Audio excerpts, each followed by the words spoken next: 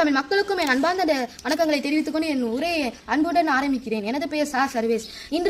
இன்று நான் கூறப்போகிய தலைப்பின் பெயர் தமிழர் நெசவு தொழில், கைத்தறி நெசவு தொழில். கைத்தறி நெசவு தொழில் இந்தியாவிலேயே 2வது பெரிய தொழிலாகும்.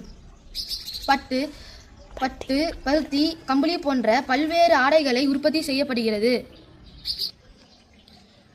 பாரம்பரிய மற்றும் தனித்துவமான கைத்தொழில்களில் கைத்தறி தொழில்களும் ஒன்று. கைத்தறி நெசவு என்பது ஒரு பாரம்பரிய கலை வடிவம்.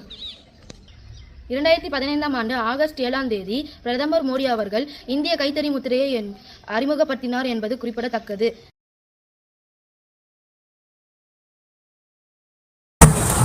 வணக்கம், என் பெயர் ஆப்ரணா.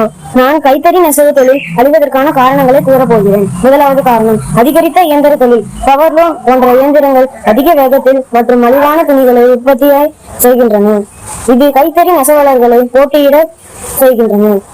குறைந்த வருமானம். போதிய வருமானம் கிடைக்காததால் பலர் நெசவு தொழிலை விட்டுவிட்டு மற்ற தொழிலுக்கு சேர்கின்றனர்.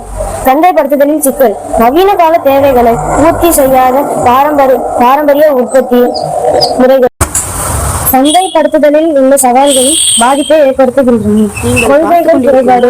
அரசு கைத்தறிக்கான ஒதுக்கீடுகளை முறையாக அமல்படுத்துவதில்லை. இது உள்ளூர் நெசவு தொழிலுக்கு பாதிப்பை ஏற்படுத்துகிறது.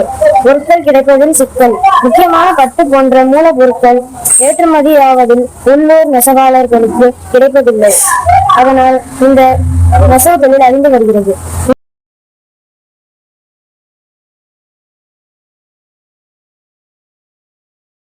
அனைவருக்கும் வணக்கம். நான் உங்கள் நண்பன் மாதவ் பேசுகிறேன்.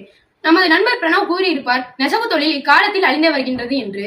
அதை நம் இக்காலத்திலும் எவ்வாறு நிலையாக கொண்டு வருவது என்று நான் கூறப் போகின்றேன். அரசு மாத உதவியாக ஒரு தொகையை நெசவாளர்களுக்கு வழங்க வேண்டும். நெசவாளர்கள் செய்யும் ஆடைகளை அதிக விலைக்கு விற்பனை செய்ய வேண்டும். நாமும் கைத்தறி ஆடைகளை வாங்கி அணிய வேண்டும். அரசு மூலப்பொருளின் விலையை குறைக்க வேண்டும். இவ்வாறெல்லாம் செய்தால் நெசவாளர்களுக்கு அதிக வருமானம் வரும். இதை பார்த்து இளைஞர்களும் அதன் பின் செல்வர். நன்றி, வணக்கம்.